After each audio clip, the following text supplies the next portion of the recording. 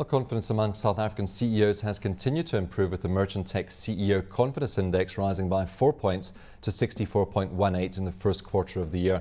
This is its third consecutive quarterly rise since it hit a low of 48 in the second quarter of last year. Joining me to take us through the results is Craig Margolius. He's Corporate Finance Manager at Merchant Tech Capital. Craig, thanks for coming into the studio today. Thank you, Stephen. Perhaps starting with the survey itself, who do you speak to and how do you put this index together? Very briefly, Merchant Tech identified the need to track the confidence of CEOs looking forward for 6 months. It's one of the few indexes that actually tracks going forward how CEOs feel about economic conditions, their companies and their prospects. And what we do is we base it on 5 questions. How do they feel about their company's growth? How do they feel about their industries, access to debt equity, and are they going to be investing in the next few months? Now, the reason we did this is we speak to CEOs on a daily basis. This quarter, we partnered with Russell Loubser, the CEO of the JSE, who has added some comment as well as to the results that we're seeing in the CEO's confidence and how he reflects on that. Any surprises coming out of the survey?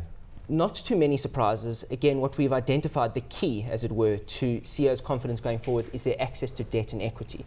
But briefly, I'd like to delve into the score of 64.18, just to mention that a score of 75 would be moderately optimistic. So we still fall between a neutral area of 50 and a moderately optimistic score of 75, 100 being extremely optimistic. And I think the story that we should be focusing on today is how we've tracked from the second quarter of 2009 to the first quarter of 2010. Okay, and that's when we were at 48. That was the low point of the index. So we've gone from a low point up to a high point, and we can see that when we delve into the specifics for each sector, which we'll get to. Are we seeing steady growth? Have we seen steady growth since the second quarter of last year? Are all sectors showing growth? Almost all sectors are showing growth. I'd love to say that they all are, but believe it or not, financial services, which has been resilient in third and fourth quarter as well as the first quarter of this year, was resilient, has now stagnated a bit, and that comes down to the cost of debt and equity, which they are now stumbling on as well. Okay, and that's something that Russell pulled out of the survey as Yes. well. There was concern about debt to equity, Yes. or sorry, raising debt and equity. Why are we seeing this? Is the cost of capital still too expensive? Are banks just not willing to lend? From what we can see, the early signs are yes, cost of capital is too expensive. Banks aren't looking at investing and putting debt in. Most companies are looking at equity investments at this stage. Okay, well, we're going to pull up one of the graphs that came with that survey, and that's really looking at the conditions for business. Because there has been a steady improvement, but not shooting the lights out, as you say. Not at all. Not at all. The only sector that actually surprised everyone was basic materials. Basic materials had one of the highest scores at 69, which is a 30% jump on the fourth quarter of last year, as well as a significant increase from 36, a score of 36 in the second quarter of last year. So it's almost doubled. Confidence in basic resources almost doubled. And again, that's off the back of commodity prices increasing.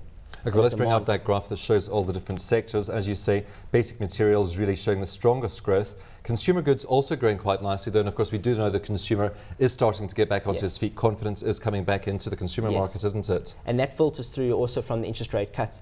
But the consumer goods sector is basically, that's the manufacturing sector, and we can see how the manufacturers are replenishing the inventory stocks which were depleted to the later part of last year. So there's a slight uptick. Whether that's sustainable, we're not sure. And of course, we did see the Purchasing Managers Index for March coming off slightly from the highs that it had been, but still sitting in very positive territory. Yes, and that optimistic sentiment from all manufacturers has filtered through from the fourth quarter of last year, and it's slowly coming through. But again, to reiterate, these guys were on a score of 30 in the second quarter of 2009. So they were dismal. That was moderately pessimistic. So it was doomsday for them where they were sitting.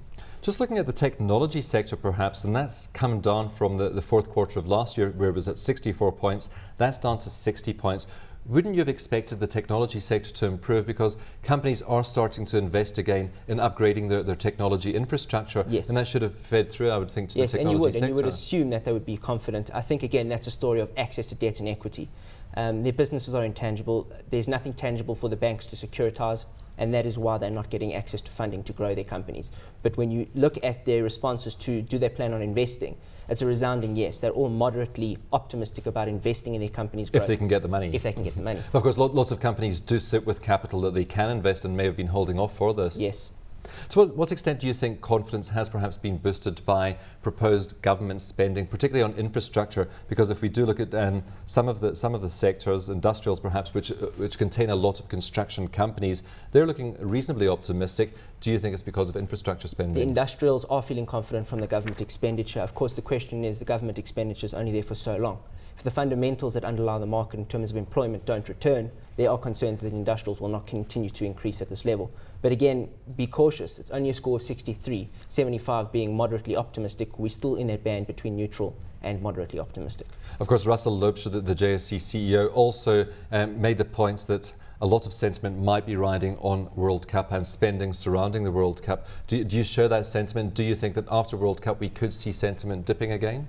Yes, and we're seeing that already. We're seeing early signs of it as your consumer services, which is very much linked to the retailers and the travel and hospitality industry, is slowly stagnating and freezing. It's not increasing at the rate it might have in the middle part of earlier last year as that industry was coming through. How forward-looking is this survey? I mean, are companies looking a year ahead, just 6 months ahead? The first question that we make reference to, economic conditions, is the only backward-looking question. The other 4 questions all ask, how do you feel going forward for the next 6 months? So it's very much piercing into the future. How do CEOs So we are feel? looking beyond the World Cup at the same time? Yes.